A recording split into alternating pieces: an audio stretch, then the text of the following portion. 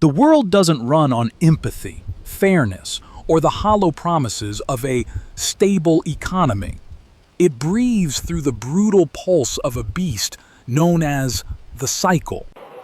While the masses are drunk on the illusion of growth, drowned in the sweet anesthesia of cheap money, the scythe is already being sharpened in the shadows. Here is the cold, hard truth the media refuses to tell you. Money never disappears in a crisis. It simply migrates. It flows from the pockets of the panicked into the hands of the patient. It shifts from those who see assets as lifeless numbers to those who understand that assets are absolute power. History doesn't remember the fearful. It carves the names of those who saw gold while blood was staining the trading floors. Today's episode is your strategic map to stop being the prey and start joining the ranks of the apex predators. Welcome to the invisible driver, where there are truths that society doesn't want you to know. You've been told that inflation is a natural disaster, like a hurricane or an act of God. They tell you it's just rising prices. They're lying. Inflation isn't a disaster, it's a theft. And to understand how this theft is committed, you must understand the Cantillon Effect. Imagine a massive fountain in the center of a desert. The water represents newly printed money. Now, look at who is standing right at the fountainhead, holding the largest buckets. It's not you. It's the mega banks, the government-backed corporations, and the institutional titans. When the Federal Reserve injects trillions into the system, these elites get that money first. At that exact moment, the money still has its full purchasing power. They use it to buy up real estate, stocks, and hard assets at yesterday's prices. But as that money trickles down through the system, from the banks to the businesses and finally to your paycheck, the magic fades. By the time that fresh money reaches your pocket, it has already pushed the price of everything else up. You're drinking the muddy runoff at the bottom of the hill, while they've already finished the feast. Here is the brutal lesson. In this system, those closest to the printer win, and those furthest away pay for it through the invisible tax of inflation. You aren't getting poorer because you aren't working hard enough. You're getting poorer because the very currency in your hand is being devalued by design, before you even earn it. But if the printing press is their weapon of choice during the boom, what happens when they decide the party is over? What happens when they stop the fountain and start the harvest? To find out how they use interest rates as a surgical blade to cut the fat off the middle class, we need to look at the shadow of the FED. And trust me, it's darker than you think. They call it monetary policy. They call it inflation control. But in the shadows of the boardrooms, it has a much darker name: the Scythe. For years, the Fed keeps interest rates near zero. They want you to borrow. They want you to buy the house you can't afford, the car you don't need, and the stocks that only go up because of the cheap money we talked about earlier. This is the fattening of the cattle. But then, the wind shifts.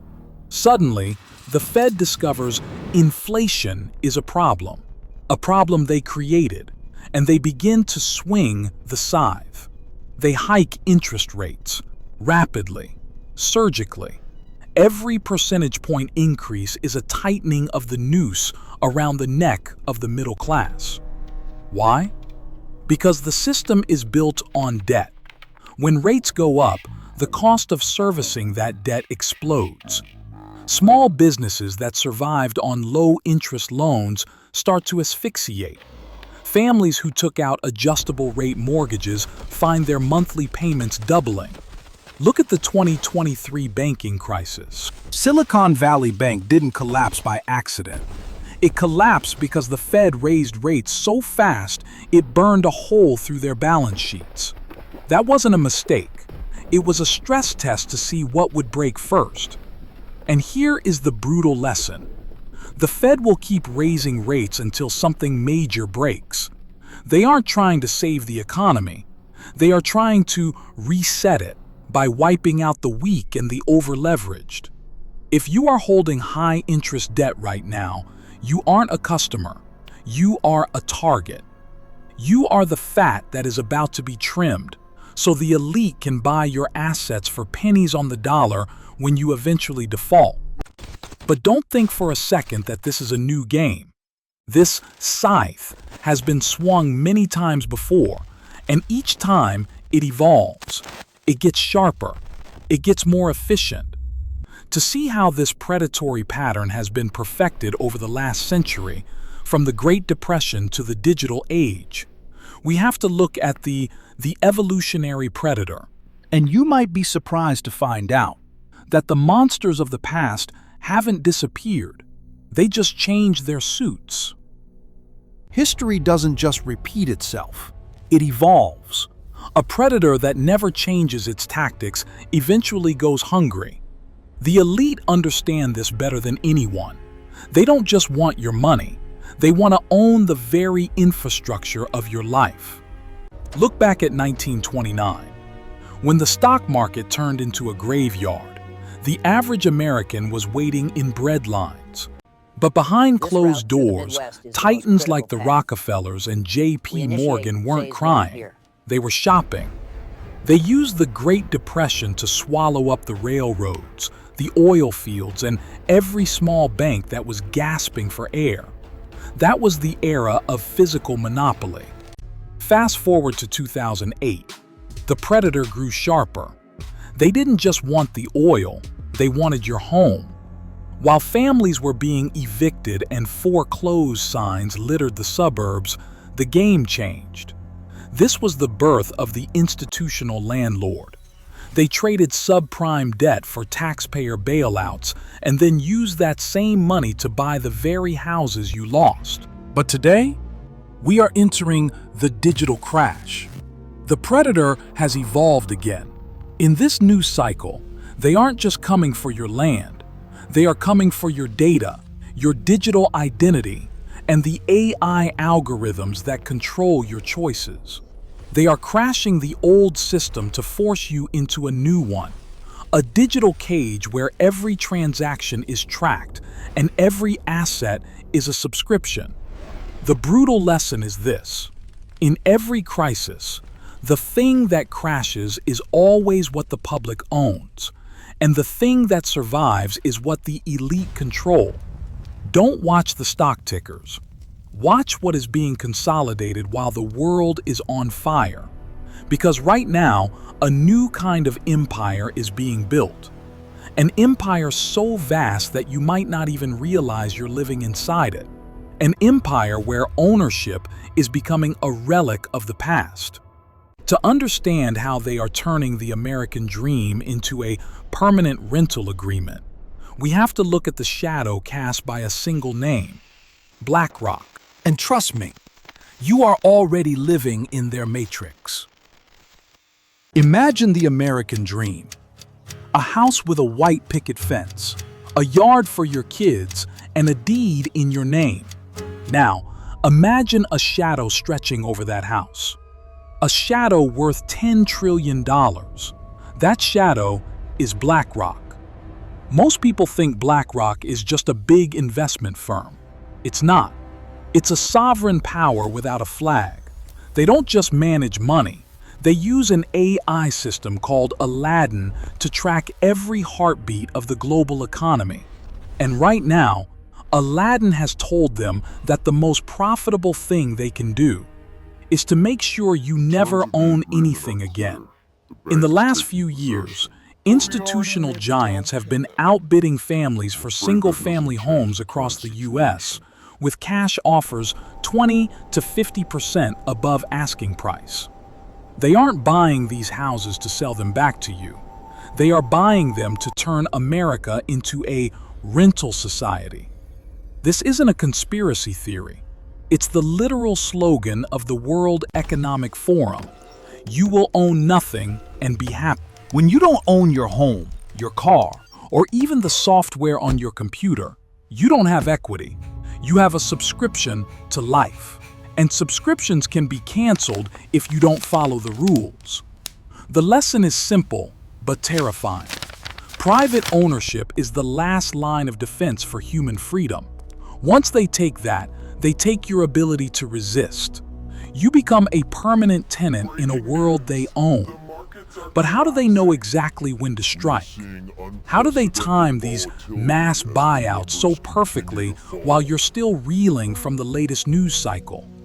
The answer is hidden in the very math of the financial system, the matrix code that the elites use to predict the exact moment of the next collapse. Want to see the code for yourself? Then you need to understand the yield curve, and I'm going to show you how to read it before it's too late. The masses look at stock prices to see how the economy is doing. They look at the noise, but if you want to see the code of the matrix, you have to look at the yield curve. Think of the yield curve as the heartbeat of the financial system. In a healthy world, lending money for 10 years should pay you more than lending it for 2. That's common sense. But when that curve flips, when short-term debt pays more than long-term debt, it's called an inversion. This is the system screaming that it is suffocating. For the last 50 years, every single major US recession was preceded by this exact signal. It is the closest thing we have to a crystal ball. But here is the part where most people get slaughtered. The Fed pivot. The media will tell you that when the Federal Reserve finally stops raising rates and begins to cut them, it's a sign of victory. They'll say, "The soft landing is here. Buy the dip." Do not listen to them. History shows that the stock market rarely crashes while rates are high. The real carnage, the 20% to 50% drops, almost always happens after the Fed pivots and starts cutting. Why? Because the Fed only cuts when they realize they've broken something so massive it can no longer be hidden. The pivot isn't the signal to buy. It's the starting gun for the great liquidation. The lesson you must burn into your mind is this. The elites don't react to the news. They react to the math. While the public celebrates a rate cut, the smart money is already at the exit, waiting to buy your panicked sell-offs at the bottom. If you can read these signals, you stop being a victim of the cycle and start becoming its master. But even with the right data, most people will still fail. Why? Because of a primal, biological weapon that the elites use to freeze your brain at the exact moment you should be acting. To survive the coming shift, you have to understand the VIX trap, the art of weaponizing your own fear against you. And that's exactly where we're going next. Meet the VIX. Wall Street calls it the fear gauge. I call it the heart rate monitor of the doomed. The VIX measures the expected volatility of the market. When the world is calm, the VIX stays low, usually under 20. But when the scythe begins to swing, the VIX explodes. It hits 30, 50, 80. This isn't just a number on a screen. It is a biological weapon. When the VIX spikes, it triggers a primal response in your brain. Your amygdala takes over. Your heart races, your palms sweat, and your rational mind shuts down. You are no longer an investor. You are a terrified animal in a stampede. And that is exactly when the VIX trap is set. Look at March 2020. During the COVID crash, the VIX hit an all-time high of merely 83. The headlines were screaming about the end of the world. Paralyzed by fear, millions of retail investors hit the sell button at the absolute bottom. They liquidated their life savings for pennies. But who was on the other side of those trades? The elites. While the public was drowning in visceral terror, the smart money was calm. For them, your fear is their alpha. Alpha is the profit that exceeds the market. They use your panic selling as liquidity to fill their massive buy orders without moving the price against themselves. They aren't smarter than you. They just understand that the best time to build a throne is when blood is staining the streets. The lesson is brutal. If you are feeling the urge to sell because everyone else is screaming, you are already caught in the trap. The VIX doesn't tell you to run. It tells you when the feast is being served. And if you aren't at the table, you are on the menu. But even if you master your fear, the game is changing. The elites are no longer satisfied with just taking your assets during a crash. They want to change the very nature of money itself to ensure you can never escape their reach again. To see the final walls of the digital cage being built, we have to talk about the death of cash and the rise of the CBDC. This is the ultimate lockdown, and it's closer than you think. For thousands of years, cash was the ultimate symbol of privacy. When you have $100 bill in your pocket, you have a physical piece of freedom. No one knows where you spend it, what you buy, or why. But that era is being systematically dismantled. Enter the CBDC, central bank digital currency. Do not confuse this with Bitcoin. Bitcoin is decentralized freedom. A CBDC is centralized imprisonment. It is not just digital money. It is programmable control. Imagine a currency where the government can decide what you are allowed to buy. A currency that has an expiration date, forcing you to spend it instead of saving. A currency that can be switched off instantly if your social credit score drops, or if you attend the wrong protest. Look at the trial runs already happening. In some pilot programs, digital currency was programmed so it couldn't be spent on unhealthy food or luxury goods during times of crisis. This isn't a theory. It is a blueprint for the final lockdown of the financial system. When cash dies, your autonomy dies with it. Every transaction becomes a data point in a government ledger. They won't need to arrest you if they can simply freeze your ability to exist in the economy. The lesson is vital. Digital convenience is the Trojan horse for total surveillance. The more convenient the system becomes, the more power you are handing over to the people who hold the master key. But as the walls of this digital cage close in, the elite are doing something very different with their own wealth. They aren't putting their faith in digital tokens. They are moving into the real world.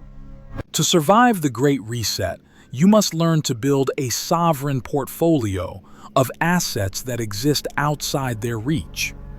It's time to stop holding paper lies and start holding hard truths. Let's look at the assets that can actually set you free. If you want to exit the matrix, you have to stop storing your life energy in things that can be deleted with a single keystroke. The system wants you in paper lies, 401ks, bank balances, and digital I owe us. Why? Because a bank balance is not money. It is a permission slip. It is a record of what the system allows you to have until they decide otherwise. The sovereign individual doesn't chase paper gains. They accumulate hard truths. Think back to the 2013 Cyprus banking crisis. In a single weekend, the government decided to bail in the banks by simply taking a percentage of everyone's savings directly from their accounts. The people with paper lies woke up broke, but the people holding physical gold, productive land, or decentralized assets, their wealth was untouched. They held the keys. The system did not. To build a sovereign portfolio, you need 3 pillars. First, physical scarcity. Assets like gold and silver that have no counterparty risk. Second, productive sovereignty. Land that can grow food or real estate that produces cash flow assets that provide utility even if the dollar collapses. And third, digital sovereignty. Bitcoin, not because it's a get-rich-quick scheme, but because it is the first time in history we have a global ledger that no government can censor or freeze. The lesson is simple. If you don't physically or mathematically own it, you are just renting it from the elites. Ownership is the only shield against the Scythe. But here is the danger. Even if you hold the right assets, you can still lose everything if you don't control your perception. There is a silent war being fought right now for the most valuable territory on Earth, the space between your ears. If they can control what you believe, they can make you give up your gold for glass beads. To win this fight, you must understand the art of intellectual warfare. You need to learn how to filter the poison they call news before it burns your portfolio to the ground. In the age of information, ignorance is a choice, but distraction is a weapon. You must understand that the mainstream financial media is not there to educate you. It is there to provide narrative liquidity. When you see a breaking news alert on CNBC or a flashy headline in the Wall Street Journal, ask yourself, why are they telling me this now? Most of the time, by the time a trend reaches the news cycle, the smart money has already made its move. The media's job is to convince the masses to jump in at the top so the elites can exit. This is intellectual warfare. Think back to late 2021. While inflation was beginning to roar, the Fed and the media repeated a single word like a mantra: transitory. They told you not to worry. They told you prices would come back down. While you stayed calm and kept your money in devaluing currency, insiders and corporate executives were selling their shares at record-breaking speeds. They used the transitory narrative to keep you in the market while they opened the emergency exits. The lesson is vital. Stop listening to what they say and start watching what they do. Watch the flow of funds. Watch the policy changes. Watch the insider selling. If the narrative on the screen doesn't match the math on the ground, trust the math every single time. Your filter is your only defense against being programmed into poverty. But having the right assets and the right filter is only half the battle. The final step is the most difficult. It requires the courage to stop being a spectator and start being an architect of your own destiny. It is time to talk about the great exit. It's time to see how the ashes of the old world become the foundation for your new empire. This is where the sheep are left behind and the kings are crowned. We have reached the edge of the map. The cycle we have explored today isn't just a series of unfortunate events. It is a deliberate clearing of the forest. The old world is burning, but you must understand, fire doesn't just destroy. It enriches the soil for the next empire to grow. This is the great exit. While the masses are standing in the wreckage, weeping over what they lost, the new kings are already mapping out the future. Look at the titans of industry during the Great Depression, or the tech moguls who stayed liquid during the 2008 crash. They didn't just survive. They took positions. They bought the blood. They understood that wealth is not a matter of luck. It is a matter of positioning. Here is the final, brutal lesson. Your position in the next decade is being determined by the courage you show in the next 12 months. If you continue to play by the rules of the old matrix, you will be liquidated with it. But if you build your sovereign portfolio, filter the noise, and master your fear, you aren't just exiting the system. You are rising above it. The sun will rise again, but when it does, it will only illuminate those who were brave enough to stand in the dark while everyone else ran for cover. The invisible driver isn't just the person behind the wheel of a car, it is the person behind the wheel of their own destiny. You have the map, you have the code. Now, it's time to drive. Welcome to the side of the winners. Welcome to the invisible driver.